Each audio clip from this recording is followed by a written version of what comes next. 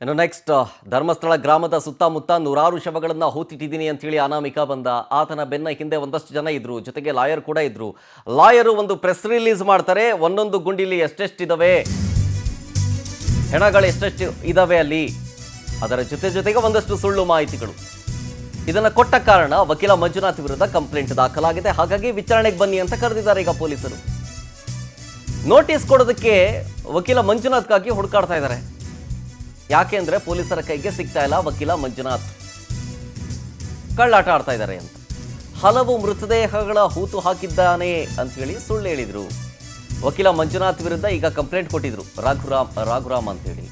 August 22ನೇ ತಾರೀಕು ಬೆಳ್ತಂಗಡಿ ಠಾಣೆಗೆ complaint ಕೊಟ್ಟಿದ್ರು. ಆ ಕಂಪ್ಲೇಂಟ್ನ ಆಧಾರದಲ್ಲೇ ಈಗ ವಿಚಾರಣೆಗೆ ಬನ್ನಿ ಅಂತ ಹೇಳಿ ನೋಟಿಸ್ ಕೊಡಬೇಕು. ನೋಟಿಸ್ ಕೊಡೋದಕ್ಕೆ ವಕೀಲರ ಕಚೇರಿಗೆ ಹೋಗಿದ್ದಾರೆ, ವಕೀಲರ ಮನೆಗೆ ಹೋಗಿದ್ದಾರೆ, ಪೊಲೀಸರು ಭೇಟಿ ಕೊಟ್ಟಿದ್ದಾರೆ. ಆದರೆ ಸಿಗ್ತಾ ಇಲ್ಲ ಕೈಗೆ. ಬೆಂಗಳೂರಿನ ನಿವಾಸದಲ್ಲೂ ಇಲ್ವಂತೆ ವಕೀಲ ಮಂಜುನಾಥ್. ಸೊ ಅಂಟಿಸ್ ಬಂದಿದ್ದಾರೆ ಮನೆಗೆ ನೋಟಿಸನ್ನು. ನೋಡಿದಾರೋ ಇಲ್ವೋ ಗೊತ್ತಿಲ್ಲ, ವಿಚಾರ ತಿಳಿಸಿದಾರೋ ಇಲ್ವೋ ಗೊತ್ತಿಲ್ಲ. ಸೊ ಹಾಗಾಗಿ ವಿಚಾರಣೆಗೆ ಹಾಜರಾಗ್ತಾರ ಅನ್ನುವಂಥ ಪ್ರಶ್ನೆ, ಅನುಮಾನ ಅಷ್ಟೇ. ಈಗ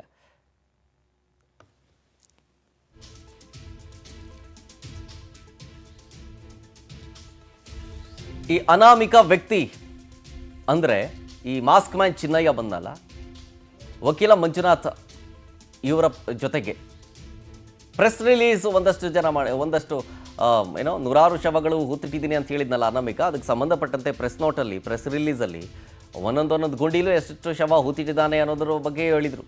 ಅದರಲ್ಲೂ 13ನೇ ಪಾಯಿಂಟ್ನಲ್ಲಿ 10ರಿಂದ 12 ಶವ ಸಿಗುತ್ತೆ ಅಂತ. ಜೊತೆಗೆ ಇನ್ನೊಂದಷ್ಟು ಸುಳ್ಳು ಮಾಹಿತಿಗಳನ್ನು ಕೊಟ್ಟಿದ್ದಾರೆ ಅಂಥೇಳಿ ಅಲ್ಲಿನ ಲೋಕಲೆಟ್ಸ್ ರಘುರಾಮ್ ಅಂಥೇಳಿ ಅವ್ರ ವಿರುದ್ಧ ಕಂಪ್ಲೇಂಟ್ ಕೊಟ್ಟಿರ್ತಾರೆ. ಸೊ ಹಾಗಾಗಿ ನೋಟಿಸ್ ಕೊಡೋದಕ್ಕೆ ಬಂದಾಗ ಕೈಗೆ ಸಿಕ್ಕಿರಲಿಲ್ಲ, ಅಂಟಿಸ್ ಬಂದಿದ್ದಾರೆ. ಹಾಗಾಗಿ ವಿಚಾರಣೆಗೆ ಇವತ್ತು ಹಾಜರಾಗ್ತಾರ ವಕೀಲ ಮಂಜುನಾಥ್ ಅನ್ನೋದು ಕಾದು ನೋಡಬೇಕು.